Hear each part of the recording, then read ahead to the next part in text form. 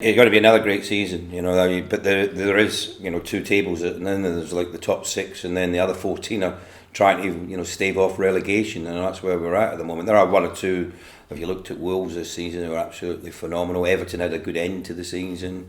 It was a bit mixed in between that, but I'm sure if they get some finance that they'll improve as a team. Just depends on who's available and who you bring in. I think recruitment is absolutely huge in football today.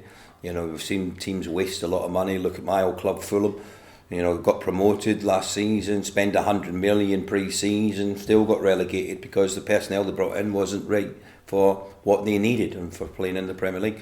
But I think, you would trust Jurgen. If you were the owners of the club, you would trust Jurgen Klopp that if he was going to go and spend big, that he's got a proven record. He brought in Van Dijk, was it for 75 million? He brought in Alisson for 60, 80 million, whatever the figure was. But he's proven that he can spot the players, he can trust them, he can go out and spend big, and he gets rewarded for it with the performances of the players. And I think the owners now, if they really want to back their manager, they have to give him big money to go out and bring in 2 or 3 real top talented players to make Liverpool even stronger for next season. I suppose he's also proved that there is value in the transfer market. If you look at the likes of an Andy Robertson, I think 9 million from Hull, Sadio Mane 35 million from Southampton. It looked like a huge fee at the time, but if you were to go out and buy Sadio Mane now, I'm sure you'd be looking at doubling your money, and Andy Robertson 4 or 5 times your money. I don't think you could put a price tag in Andy at the moment. I mean, he's one of the best attacking fullbacks in world football at the moment.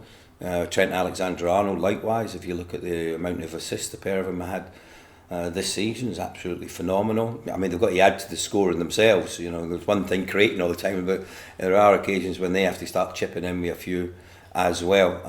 But yeah, Andy's been great. He's got a great attitude. You look at him now, captain of Scotland, scored a very important goal for them the other evening.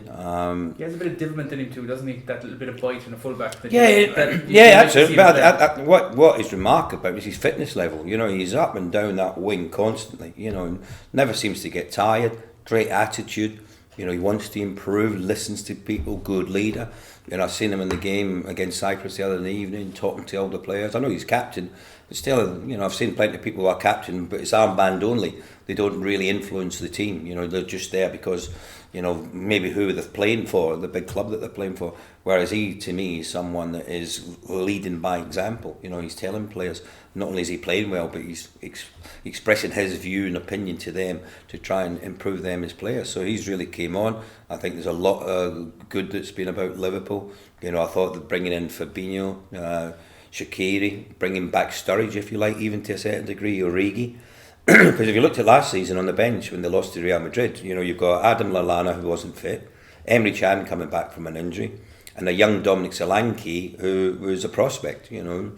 The depth wasn't there. Whereas you looked at Liverpool's bench this time around, Origi comes on and gets the second goal. That's the difference. That was with the depth, and I think the manager learnt a great lesson from losing to Real Madrid last season.